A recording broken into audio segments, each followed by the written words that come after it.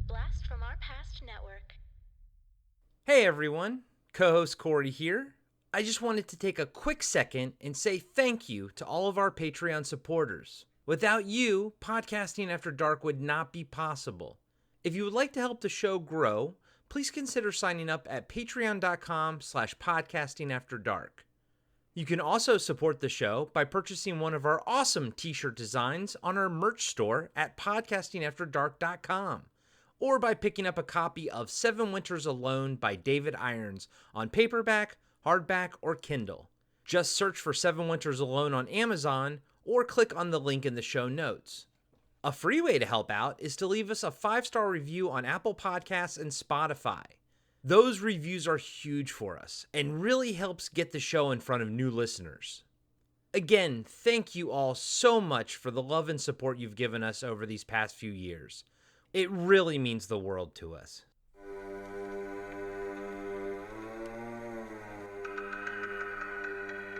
Welcome to our Patreon exclusive interview series for Podcasting After Dark with your hosts, Corey Stevenson and Zach Schaefer. Tonight's interview is with the star of John Carpenter's Prince of Darkness, They Live, and Mortal Kombat. Actor Peter Jason.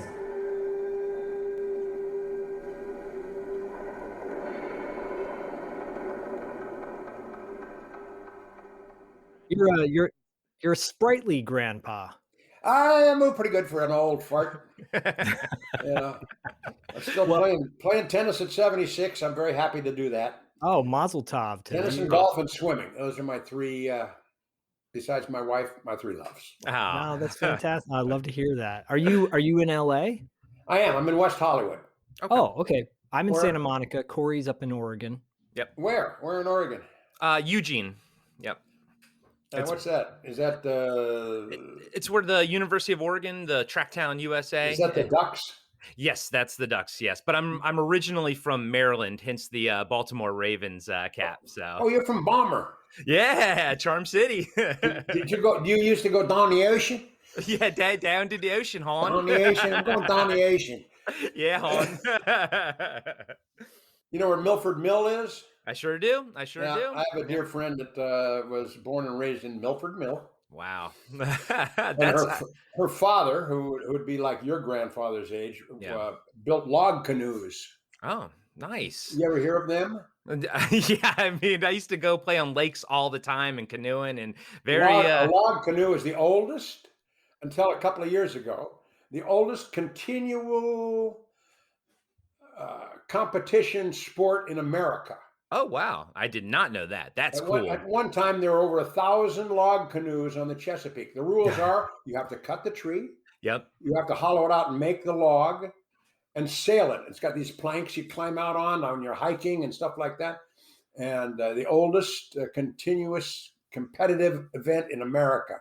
That's awesome. And when it got down to only 6 of them, because you got to cut down a tree. Yeah. That's going to slow me up right there. Yeah, it weeds out the competition a little bit. Right. So it's no longer in existence. But he has photos of him doing all of that, and he's no longer here, but his daughter has photos. Yeah. I miss the East Coast. It's beautiful. I used to go to Chincoteague and see the horses, go across the bay and everything. Yep, the island, Assateague Island, and everything. Beautiful. I've only seen the documentary. Yeah, it's awesome. I used to spend my summers there at Chincoteague and Assateague. It was great. I used to want a Pinto for my birthday. That's awesome. A swimming Pinto. Yeah, one you can actually ride in the water. Yep. The only Pinto I'm aware of is the one my mom had. It was our first car in California, and it was the door fell off. That's a terrible car. It's a terrible car. And never admit that to anybody. That's one of the. That's up there, the Falcon. That's what up there with Corvair. The Corvair. Ooh, yeah. I remember those. Those are some bad cars. Edsel. My grandfather worked on the assembly line for Chrysler back in the day out in Detroit. And so he refused to buy a Japanese car, Yeah, so did I forever. Yeah. Or a German car, Yeah. Those Nazis. So there was but my dream car always, because I'm old, was a 1952 Lincoln Capri, yellow convertible. Oh, nice. With a Continental kit. Oh my God, it was such a great car. Oh, that's awesome. That's a beautiful car. It was gorgeous. Anyway, what are we selling today? So, well, look. First of all, I just want to say thank you so much for doing this. Well, It thanks for the really means a check. lot. I appreciate that check. My wife just deposited it this morning. That was great. Well, Thanks. yeah. You remember, you got to wait 30 days before it clears. I may not be alive. It could bounce. No. But Peter, Jason, thank you so much for being on Podcasting After Dark. It's really a pleasure to have you. Well, thank you very much. It's very light out here, though. Well, I'll tell you, not on a, yeah. This is a nighttime program, but for the daytime, obviously. Can I swear?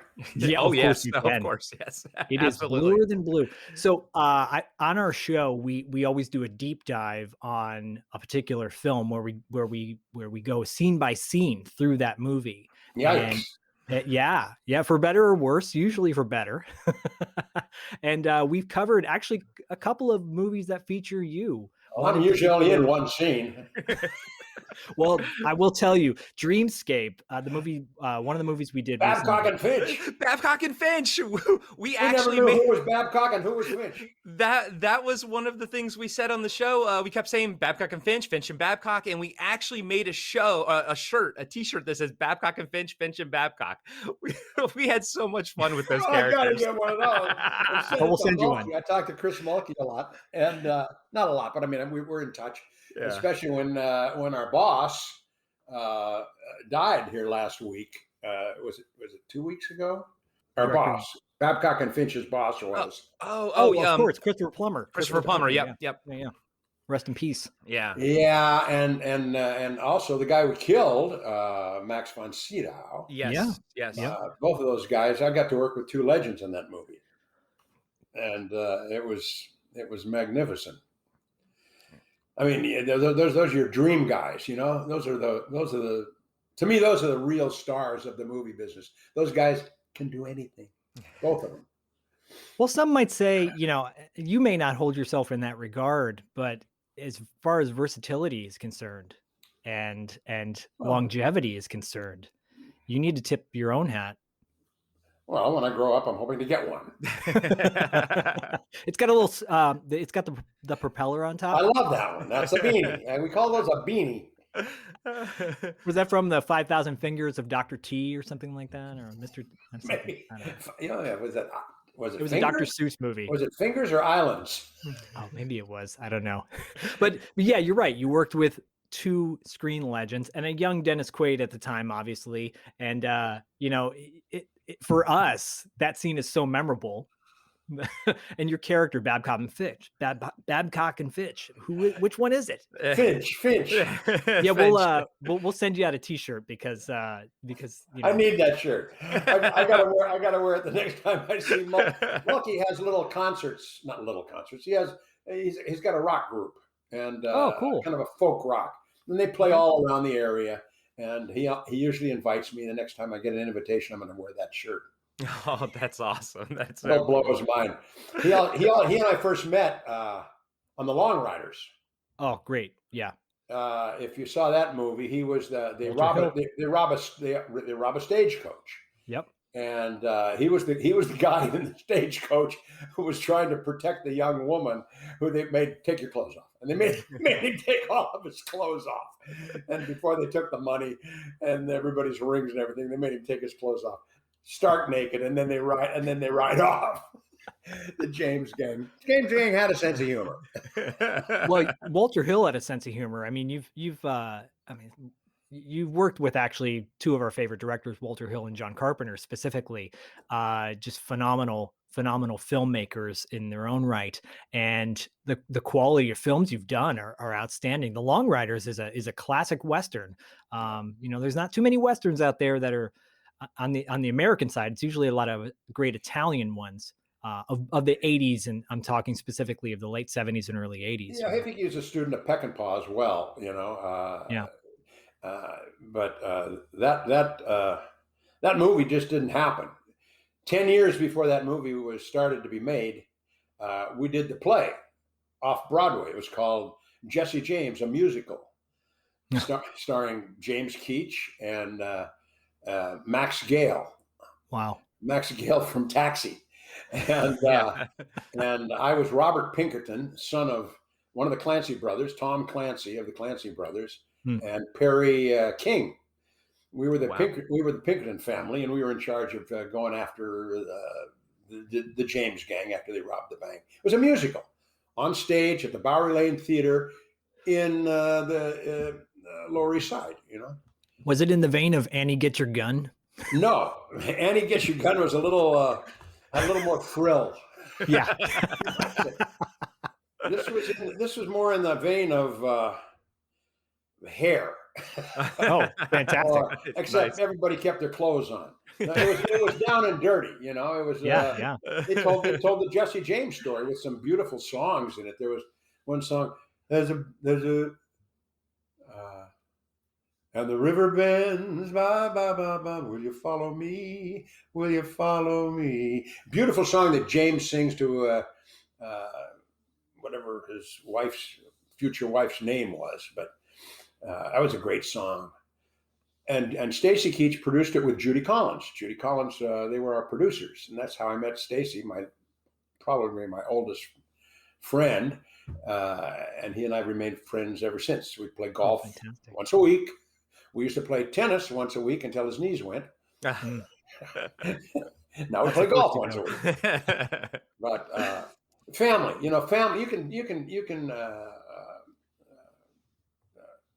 describe my entire career in one word: family.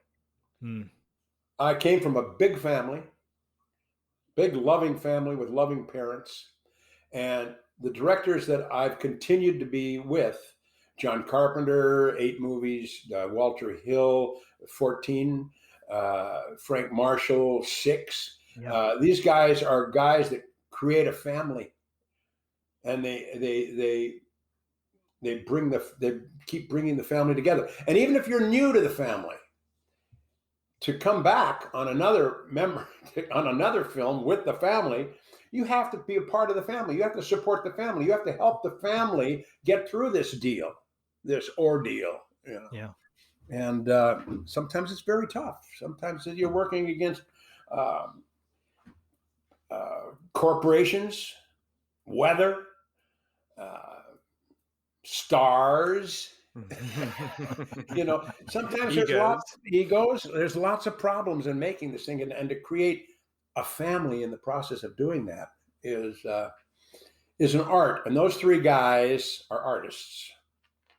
Yeah, we love John Carpenter on the show, and an absolute blast with Prince of Darkness and everything. We actually Zach and I got to see a screening of Prince of Darkness at the church that's now, I guess, turned into I was there. Oh nice. That it was like about 5 years ago or something. Sandy and I went down and did a hi goodbye thing, a Q&A or whatever it was. I'm not sure if it was before the movie or after the movie, but it was at the church, and they changed the church a little. Yeah. The upstairs was now a balcony where you sat, I think. Yeah. And we walked through some dark curtains, and we stood in the parking lot, and it was weird. It was a strange. It's a weird church, It is. Kept looking around the corner, seeing if Alice Cooper was still hanging out there down the aisle, And that movie holds up so well to today, and so does They Live. I mean, both of those movies just hold up so well. They Live is like a newsreel today. I know. Yeah, it's a little true to life. A little way too close to the bone. And in those days, Carpenter used to say, I like to think of the ghouls as Republicans. I didn't know he was Nostradamus. So. Yeah, exactly. Well, I was going to say, as Dr. Paul Leahy, you come in and you've got a classic scene for me where you're playing the air trumpet.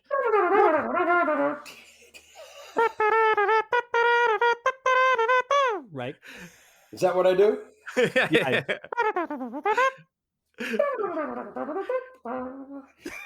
John, John said, and I want you doing everything. I want you juggling an apple, popping it off your arm. I want you smoking a cigarette. I want you getting candy. I want you doing that, and also play your lip.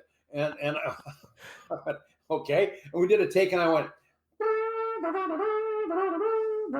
or something like that. I played some known song, and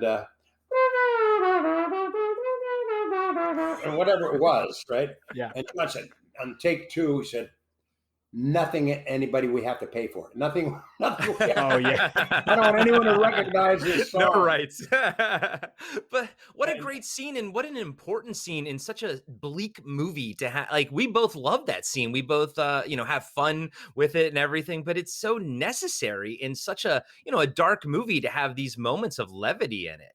Yeah, I like to say that was my fault.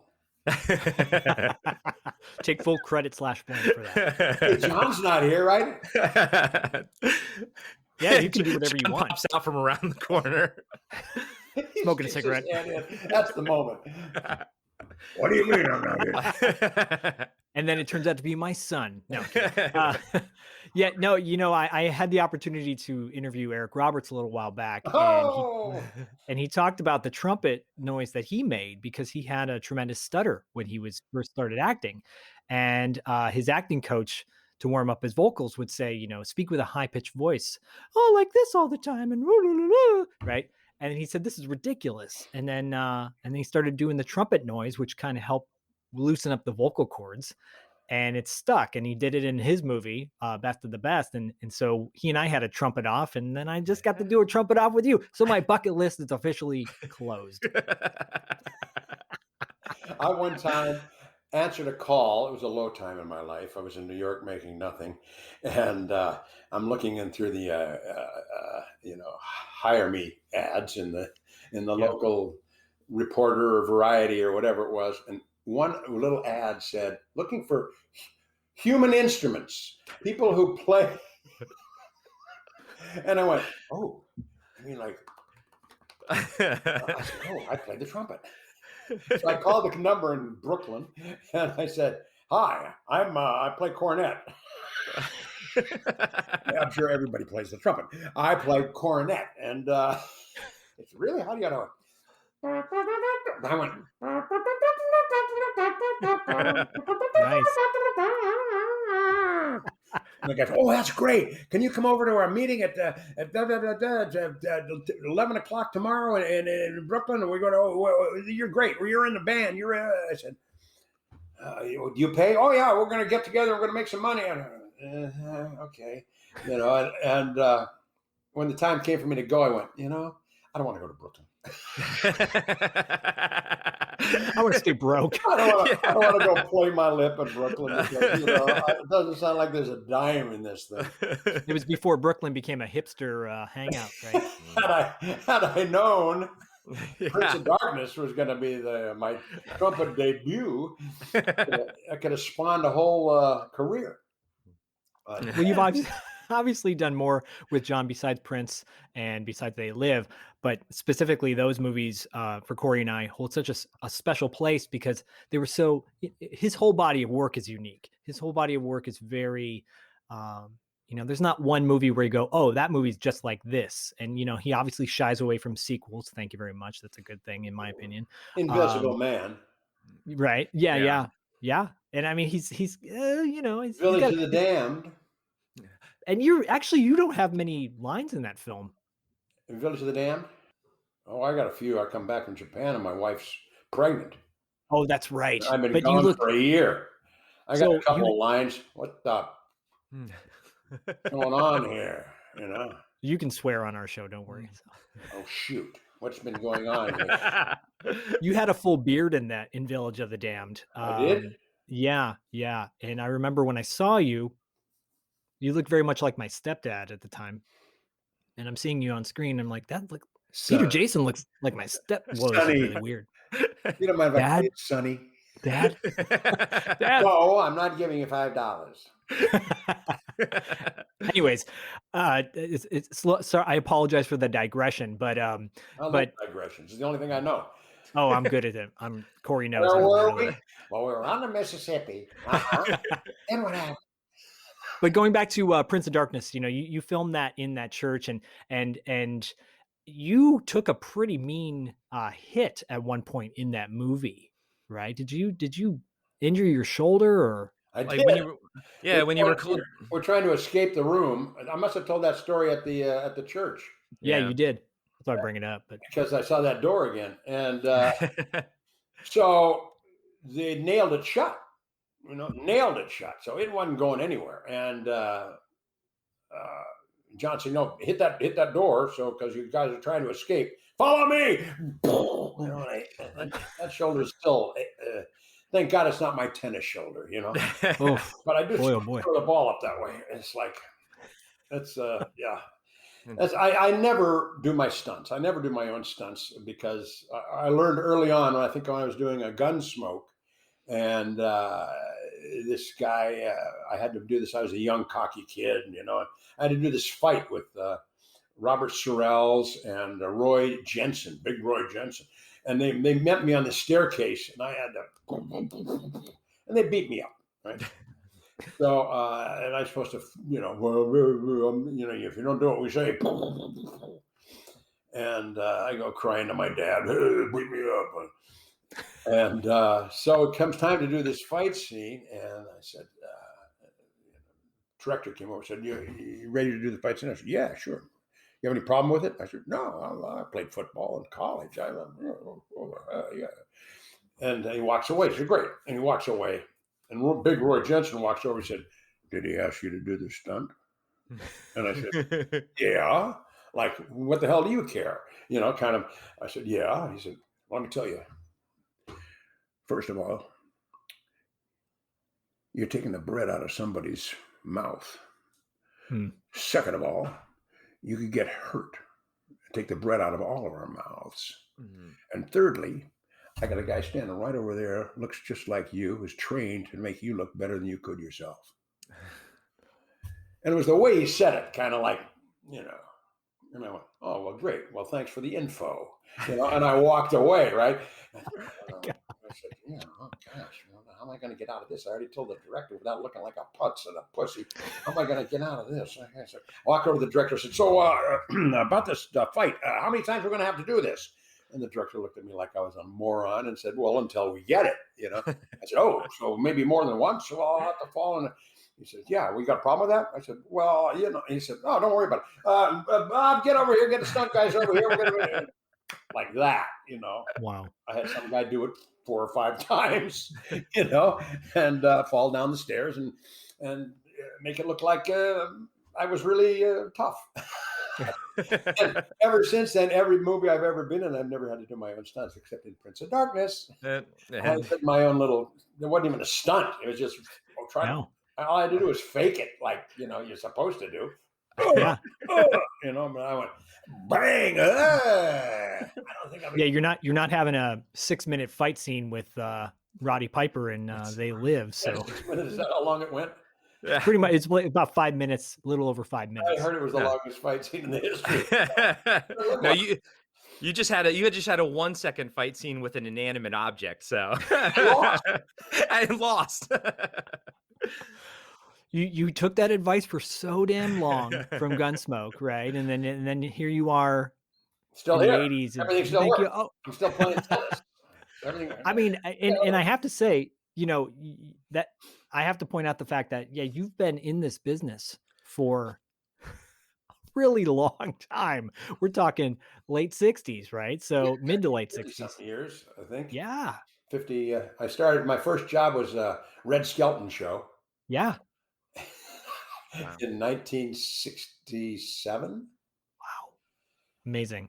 77, 87, 97, 107, 117. Yeah, 54 years.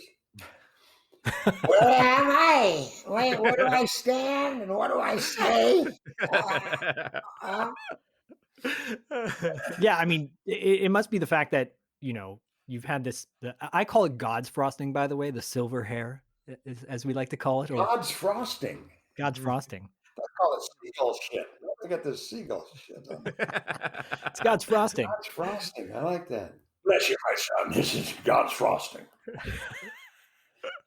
I used to be a kindergarten teacher back in the day, You and were. yeah, for 15 years. And Oh my God! So you're good with kids?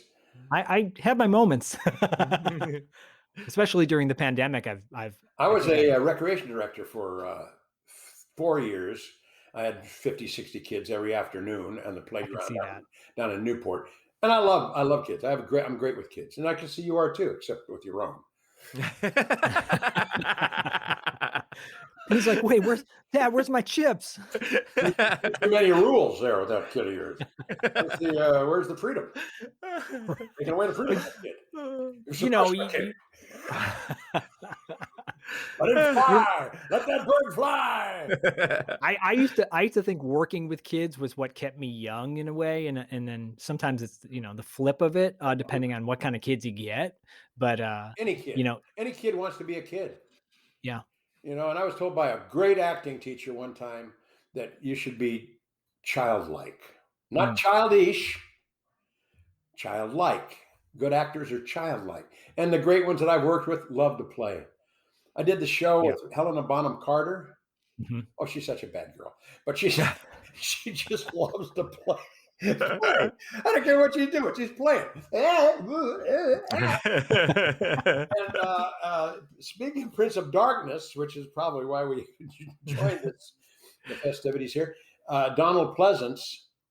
I don't remember the big gooey green slime that's going around, and he's got this whole speech about how from the bowels of hell the thing would turn and went and God and King and that whole speech he has. There's Oh, 7 yeah. of us on the reverse coming up. First of all, it's on him. He does this whole serious, and then God and the devil and then they turn it around and the camera's on us, all 6 or 7 or 8 of us. I don't know how many, a bunch of us. And it's on us, and it's doing like a pan and a close up and a 2-shot and whatever. He's getting all of us while he's giving his speech. And the whole time he's doing it, he's going, he's making these faces, and we're supposed to be dead serious. I was like, come on, Donald. We were good to you. Killing us. Classic. We talk about when we review these movies, it's like a lot of times, even if the movie is somber or whatever, but like you can sense the fun behind the scenes. Like some movies you can just sense the camaraderie and sense the fun, and we do believe that it elevates a lot of movies to the next level to have that energy, that lightning in a bottle energy. It's called a play. Yeah, exactly. You think people forget that nowadays? I think people think it's very important. We're making a very important movie here. Really? What you mean? Are we going to have a pink popcorn you're going to sell? How important is it? People are dying over here in whatever, Yeah. in Texas, they're freezing to death. But we're making a very and some movies are important, but some movies are nice, and you need escapism too, right? From all the important horribleness in the world. In the dramas, it's always funny backstage. In the comedies, it's always tragic backstage. Of course, it's like you got to do the yin and the yang. You got to keep that balance. Yeah, a lot of plays that were like lower depths, but serious plays, and backstage was all grab ass, all I got for that mouse. Everybody is like playing with each other all the time. It was like we did this one movie called Return to Zero with Alfred Molina, and it was about a child who a stillborn, right? It doesn't get more serious than that. Yeah, geez. And backstage, like comedy, just off camera, everybody was just playing the whole time, because you have to bring yourself back to some kind of livable state of normalcy, of totally. balancing the id. But, well, and that's the thing too. You've done so many films that. Well, you've done every genre, I think, pretty much known to man, and and everything from big budget, over the top, action movies, or the Jurassic Park, for example, down to like something like Mortal Kombat, if you will. Yeah, And it, Mortal Kombat, I'll tell you, that was we shot my scene in a garage down in Long Beach near where a parking garage down near the Queen Mary, right? And you park go to visit the Queen Mary, Yeah, I know exactly where that is. and we had to I'm sitting in the chair, my sunglasses, and Johnny Cage comes over and I give him the scroll to go fight, and then I get up and I walk off, and Carrie walks the other way and disappears into we morph. yeah. Yeah. It was like one of the first times ever morphing took place. Yep. This is before the Schwarzenegger morphs and the and so nobody knew how to do it. So what happens is you shoot a blank piece of film, then you shoot me walking through, then you shoot him walking through, and then you shoot a blank piece of film, and then you put all 4 films together and you erase until they meet, right? So that's the way they did it, and nobody knew how to make it fit exactly like on step. So we tried it several different ways. They brought in a metronome that went like this. So when we walked and talked and did it like this. So I'm the beat. And nothing worked. And finally I said to Carrie, I said, you see that bubblegum spot on the floor? I said, I'm going to hit that on my 10th step. Okay? Make sure you're coming and you hit that on your 10th step and we should be good to go. We did a 1 take, boom, it was in sync. The guy said, perfect, great, moving on. And Wow. it was like, being a kid again. Go down to that Studebaker, turn left, and I'll hit you along. Yeah. And it's such a great effect. Like it's and now morphine and effects like that are kind of standard, but like you can see when it messes up. And honestly, in yours, it's one of the best like sync ups like I've ever seen in one of the morph movies. And it's funny got a great that sound effect with it as well. Yeah, it really works. Yeah, kind of like you wash the guy out, and I don't know who did the music in that. I forget who did the music in that, but it was a great sound effect. Yeah, well, that was my bucket list, and Zach, thank you for bringing that one up because I was a little too shy to bring it up, but honestly, I love that movie, and every time I see you on screen, it doesn't matter. I love, They Live, I love you, and all that, but I'm always like Master Boyd, aka Shang Tsung. Every time I see you, I'm like, yeah, and it's just. I don't know why you don't know why you latch on to these things, but you do, and it's always memorable, Yeah, we've had quite a few guests on our show, and from various walks of screen, and we interviewed Tom Noonan not that long ago, and I'm a huge Tom Noonan fan, and remember him from quite a few movies, and Corey's like, yeah, from RoboCop Part 2. And I said, yeah, it's like whatever, it doesn't matter. I'm sure in conventions you've gone to or personal appearances, you meet people and they say, oh, I loved you in this movie, and you think, oh, that movie? Mortal Kombat, really?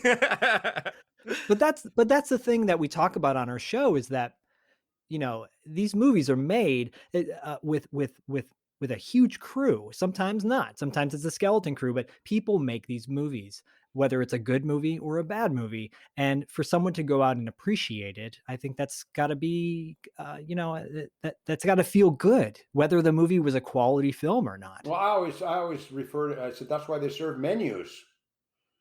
Yeah. I'll have the cheeseburger. Really? Well, I'm having the liver and onions. Liver and onions. Yeah. Everybody's got a little different tweak of taste. Yeah. Have of course, is the right one, but. Well, but that brings me to my next question: is have there been films in your career that stand out to you where you go, man, I really love that movie, or that was a lot of fun. Obviously, you've had a lot of fun on set, but is there anything that I had a lot of fun in a lot of movies? Long Riders, 48 Hours, Cheech and Chong's Nice Dreams was a blast. But recently, I did this little movie called The Ascent. Okay. And Perry, our director, said I played it was like Max von Sydow in The Exorcist, right? Okay, yeah. I'm the priest, and oh, nice. skeleton crew, small little movie, but showing up every day, and I had these big speeches, and a lot of them were religious in nature, and a lot of them were from the Bible, and some of them were satanic. It was like some of them were in Latin. A lot of big speeches that I just like, oh my God, how am I going to memorize this crap, you know? And but I did, because I was so into it. I was loving doing it so much, and playing with all the people that were there. The cinematographer is a great guy, and my assistant priest,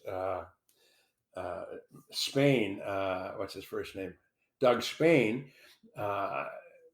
He still calls me. We call each other on occasion. And go, Father, you know, and had so much fun doing this movie. And I think, oh, it's a little stupid little exorcist movie. I took my wife to see it with Sandy Carpenter, by the way. The three of us went to the premiere of it over on Hollywood Boulevard, and actually it's on Sunset Boulevard at whatever that theater's called.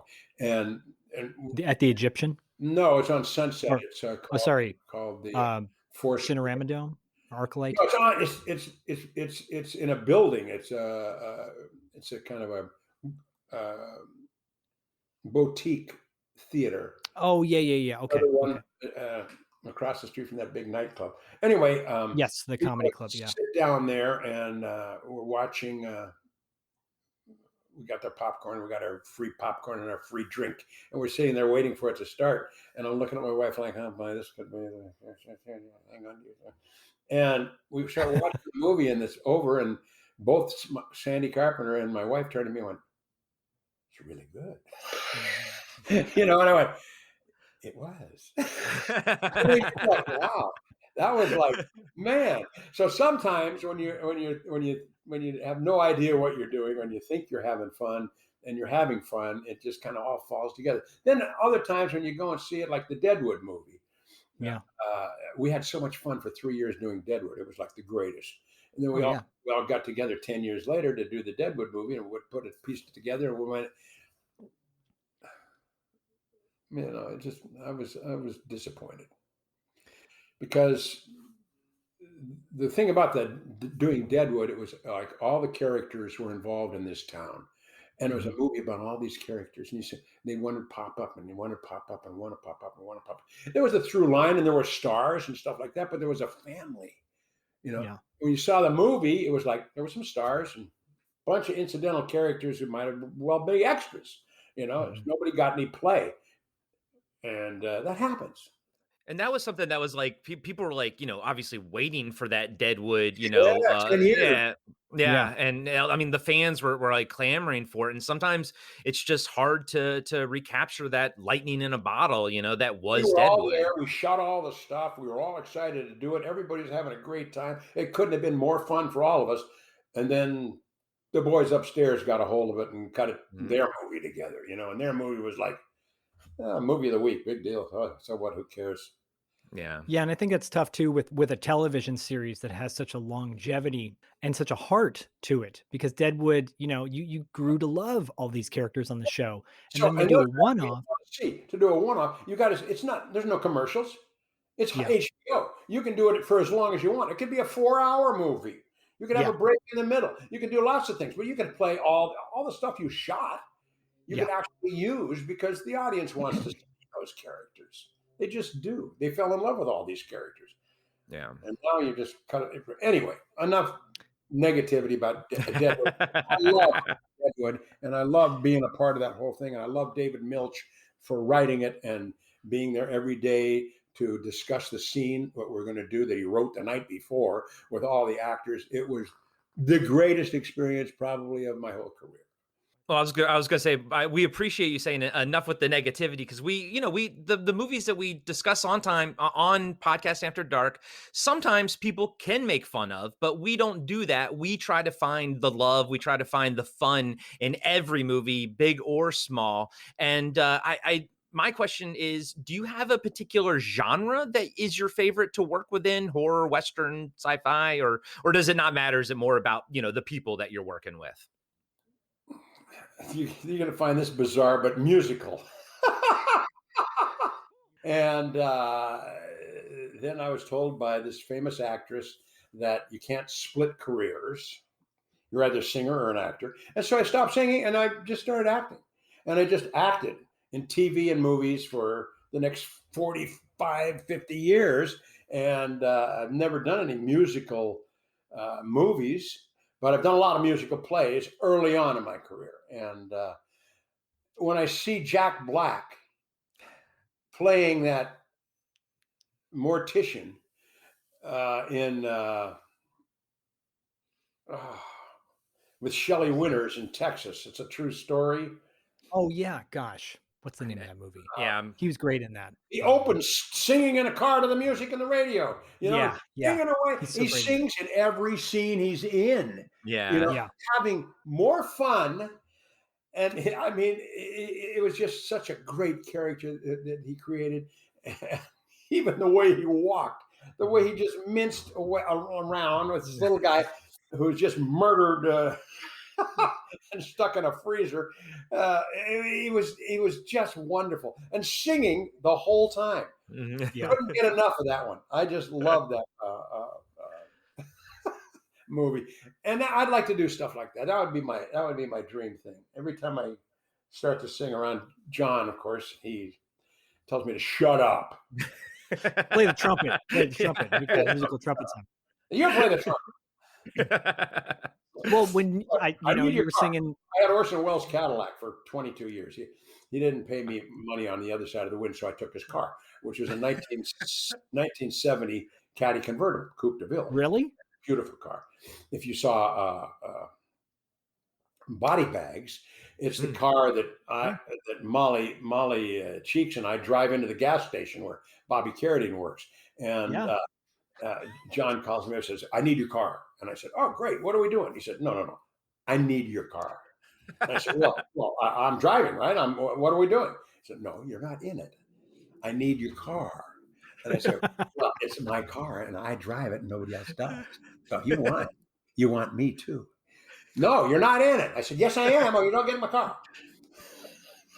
And this went on back and forth, back and forth. Finally, he goes, "All right, you're driving in, and that's all you're doing. You're driving Molly in, and you come, and we get to the set. It's out in Lancaster somewhere." And I said, "What are we doing?" He said, "You're driving Molly in. She's sitting next to you in the car. You come racing into this gas station. You slam on the brakes. You skid up to the gas tank, laughing, having a great time. You're partying. You're having a good time." Okay, fine. That's all he told us. The crew's all scattered around and everything. I come flying in with the caddy, and it's my car. I've been driving for 20 years. So I know this car. I drive this car. And I come flying in a little too fast, right next to the, and just before we're in camera frame, Molly takes her head and goes down in my lap. And I slam, right? I'm laughing. And I slam to a stop, and her head pops up. Well, it was hysterical. I'm laughing. The entire crew is howling because nobody knew that was going to happen. I was all Molly, including me. I didn't know that was going to happen. Popping out. Where are we? John comes over and said, "Oh my God." He said, "That is the greatest." He says, "Do that again. Only this time, nobody laugh, okay?" I know. So we did it again, and it was a great moment. Well, that segment in Body Bags is fantastic too. Yeah, it's probably out of the, because I think there's 3 or 4 from that film, and that one stands out for sure because it's just so wacky and fun. And yeah, there's 3 of them. There's David Warner, a good friend of mine, and Stacy Keach are in the one with the hair.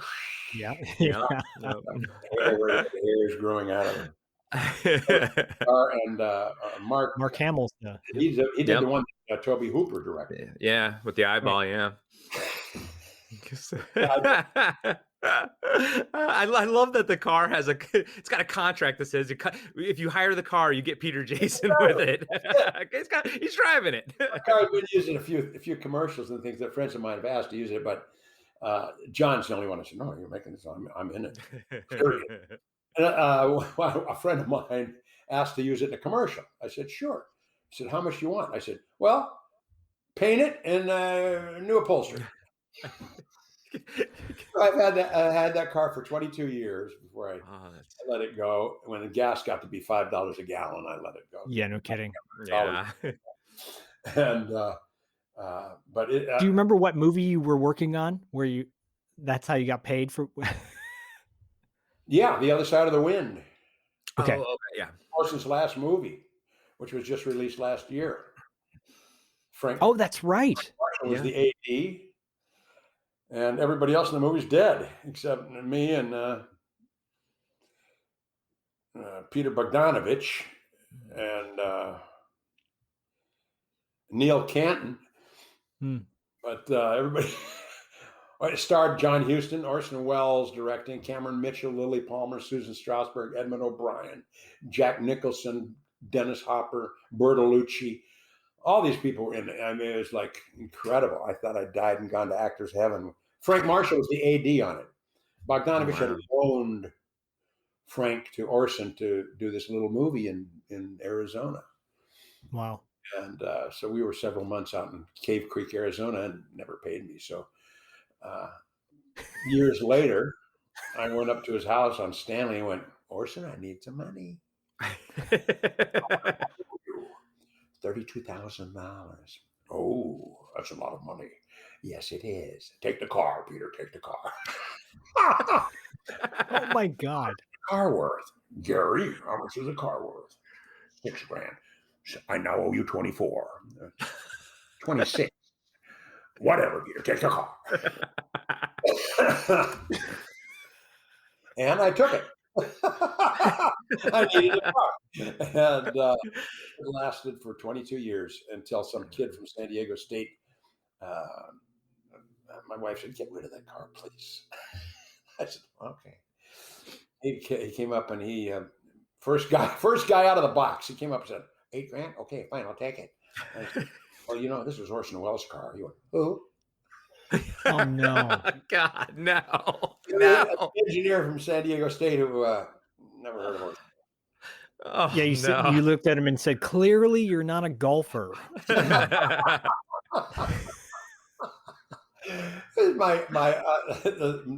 had an agent one time who told me the story. I told him, what have you done? And I tell him, well, I died in John Wayne's arms in my first movie in Rio Lobo. And then I did this, and I did Clint Eastwood, and I did a movie with Meryl Streep and Sean Penn, and I did another thing with Baba DeVive. And he goes, John Wayne, I told my son about John Wayne. And he said, who? Jeez. My God. I forget. Yeah. My son who's 6 and obviously I'm a big fan of the 80s because I'm a child of the 80s. I'm a child of the late 70s, early 80s, Corey and I both. And so we cherish the movies that we love and we look up to the actors in those films and admire them, and those filmmakers. But we're both students of film. We both, went to school for that back in the day. And I took a left turn going my way and he took a right turn going his, and we wound up in each other's paths, which is great. But, the generations that are lost on some of these icons, it's such a shame because I played the War of the Worlds audio program for a student that I tutor because he's a big science fiction fan. And I said, well, you gotta hear this. It's the best thing ever, And he's like, when was this made? And is it a podcast? And I go, no, it's not a podcast. Or something. When was that made? War of the Worlds, Is that the Orson Welles spoof? Yeah.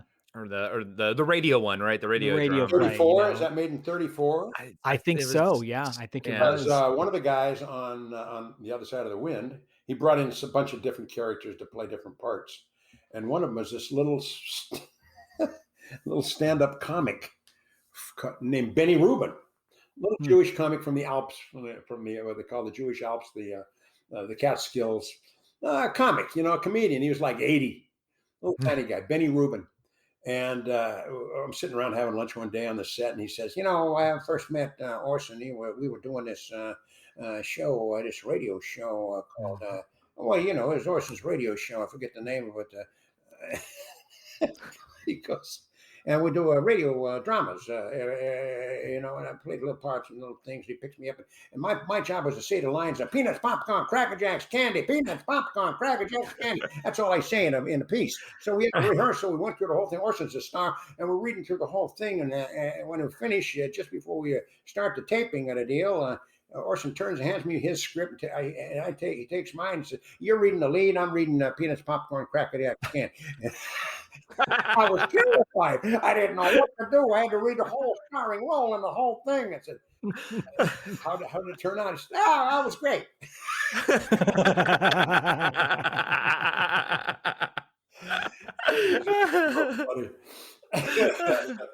But yeah, it's funny that people will. Well, it's a shame, and hopefully we can keep things alive by reminding them that there are these icons that they can look into and rediscover. John Wayne is not just an article in Playboy that he gets spread all over the news 40 years later. You know, he's an iconic action hero before there were action heroes. You know. Oh, thank you, little buddy, for bringing that up. Appreciate it.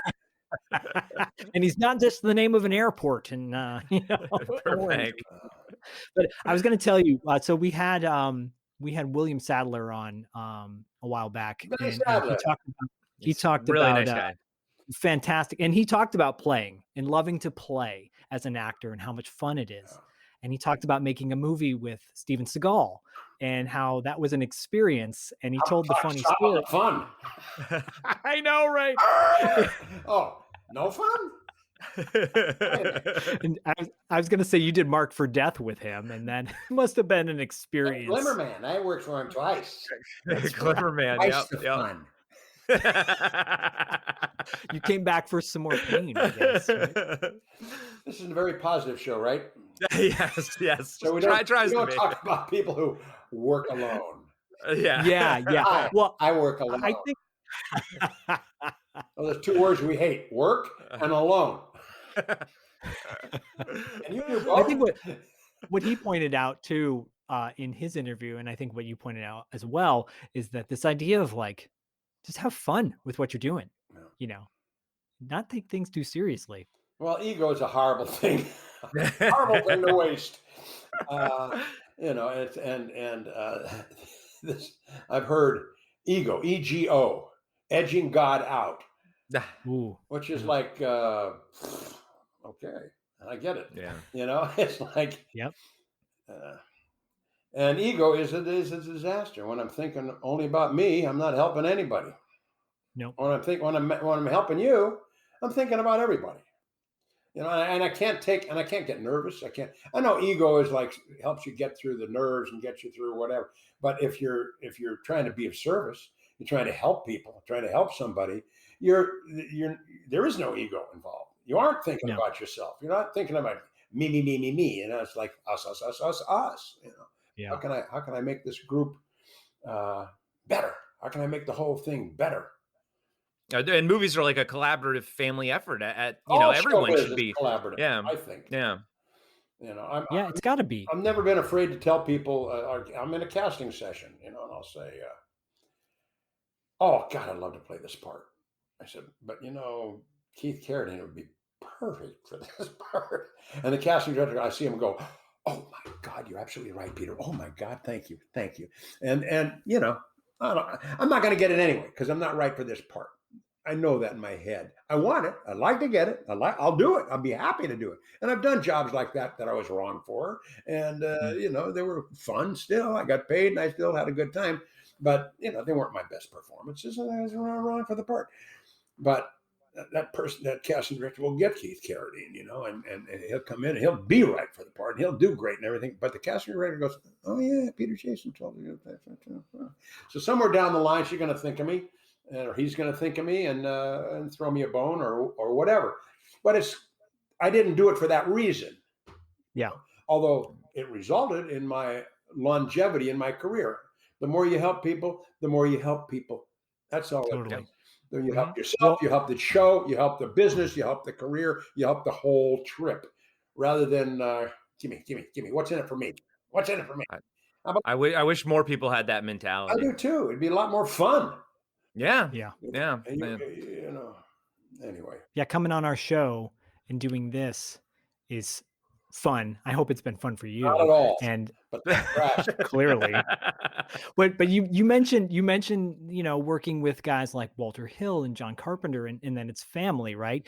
And you've done and obviously you do a movie with them, they put you in another one, or you're the right role, you're the right fit for that role that they use you in that movie. I think of so many fantastic films on Carpenter's side we've already mentioned, but Walter Hill with, like you said, 48 Hours, and I think of Johnny Handsome, which I think is a very underrated flick, and Red Heat, Streets of Fire, which is one of my personal favorites as well, outside of the Warriors. And I just think it's so great that these directors, that you have this family connection with them, and I love that you use that word family, because that really reminds you that that's what it's supposed to be. Yes. Mission accomplished. We made Peter Jason cry. He's sobbing. I do also want to point out really quickly, you kind of gave me this look when we were talking about Village of the Damned with this facial hair, and I want to see if you can see that. Oh, yeah, there he is. Young and pretty. Back in the day. I just had many different colors. Must have been mid that movie career. Was mid-career. That movie, by the way, I think is fairly underrated, because it is all it's my a pretty performances are fairly underrated. Well, and the reason why we have you on is because we want to cherish these and champion them. You guys are fantastic. You're both very positive guys. I can see you have a great time doing what you're doing. I'm happy to do this for you. It's like fun for me, because usually it's people who know everything and want to, and what about the time you ate your own tongue in Tanganyika? And I said, oh, you read about that? Yeah. Oh, yeah. It's like, who cares? But actually, you guys are film fans who actually enjoy doing what you're doing. I love to be a part of it. So thanks for letting me join you. This was an unbelievable honor. Seriously, you have no idea. This was a huge honor for both of us. I'm going to check everything I said. No, I mean it. It was all a lie. Here. In fact, I'm count. Oh. My son, man. I don't know if I got the part. Okay. But Mr. Jason, thank you. It's a pleasure having you on, and we'll talk to you again and see you again soon, I hope. Are we breaking for lunch? Yeah, we are. Thanks again. Talk to you soon. Thank you, sir. Adios. Bye. Go Beavers. Bye. Yeah. Honey?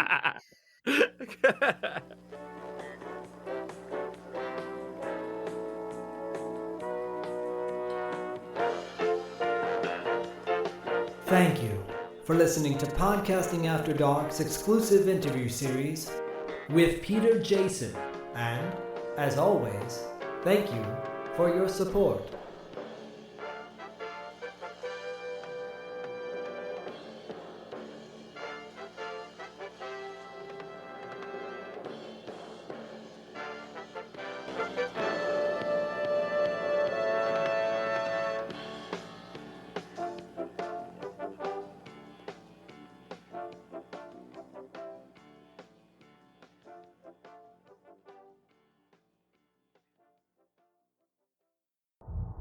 Imagine being one of the last people on Earth, being trapped alone with something not human, something always watching, something always waiting.